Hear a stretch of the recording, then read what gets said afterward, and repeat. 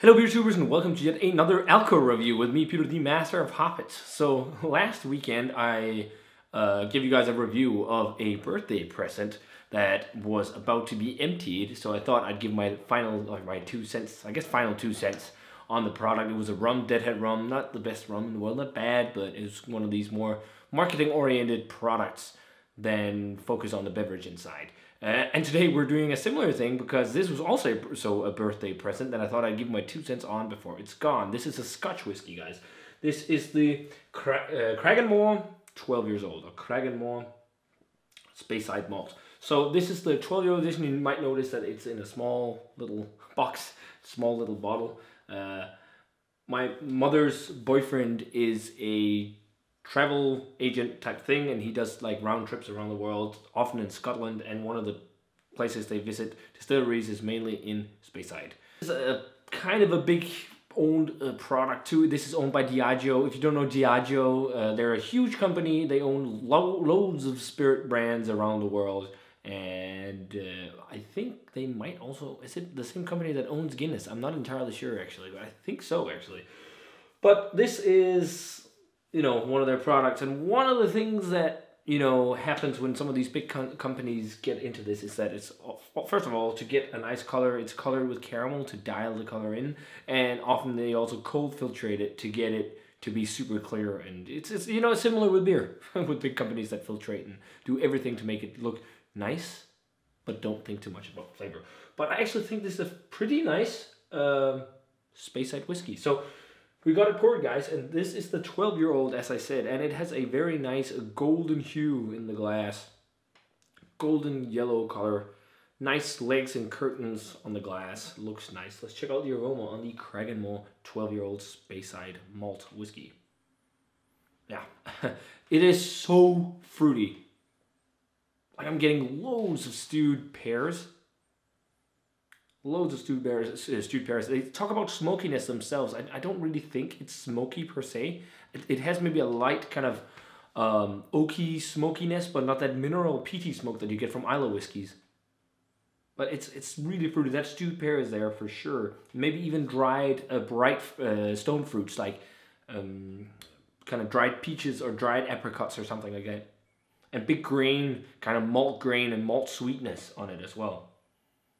It's quite not like super, like it's big fruitiness up front, but then it kind of dies down a bit on the aromas. It's not like crazy complex.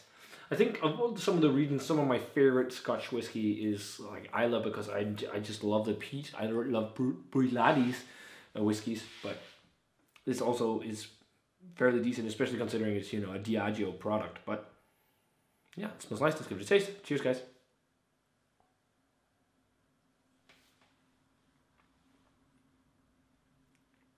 Yeah, that fruitiness, huge fruitiness.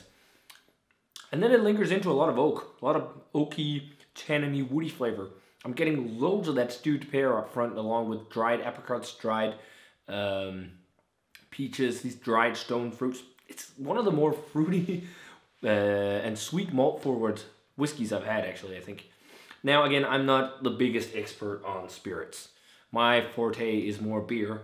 But it's fun to dive into spirits once in a while in these Alco videos as well. And this, I do really like a nice little Scotch once in a while.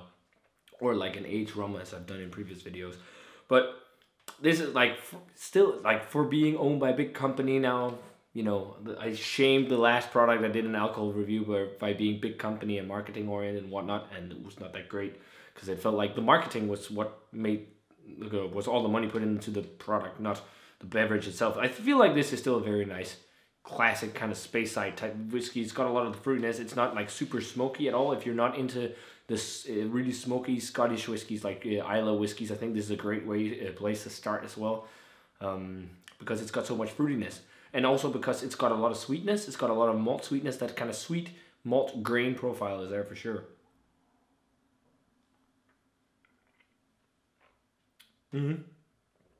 And it doesn't have the biggest lingering aftertaste either. It goes down really, it's super smooth too. It doesn't have the biggest lingering aftertaste. The aftertaste that is left is mostly like tanniny, oaky flavor and drying oak that lingers on the palate. It doesn't stay for too long. The big flavor and the punch flavor you get is up front, which is of the the big fruitiness, like the big kind of like fresh and dried fruits, and that stewed pear thing, and this light fruit character. Not like any like darker fruits. It's like these, as I said, stone fruits and something like pears, and yeah, maybe there is just a little bit of a like a woodsy, like earthy type thing going on. I think it's a pretty nice Scotch. Nothing major, nothing mind blowing. It's just well done. Especially considering it's a Diageo project. I keep knocking big companies, sorry, but it's not all the time that they do the best job, you know. Often it's more about money and looks and all these things than a good product. But I still think this is a very nice Scotch. Rating-wise, it's like an 88 for me, 89 maybe. I think it's pretty tasty. It's nothing mind-blowing, as I said, but it's really, really nice stuff. It's a great beginner Scotch as well. And for me being slightly beginner-esque, this is something I really enjoy. But I must say I prefer some of the more powerful whiskeys, more like some islas like Boiladi and whatnot. But if you guys had a chance to try the Cragganmore 12 years old Speyside whiskey, let me know what you thought of it, guys. Thanks a ton to my mom's boyfriend for getting me this for my birthday way back early on this year. And I'm going to enjoy the last dram of this bottle and see you guys in another Alco review. Cheers.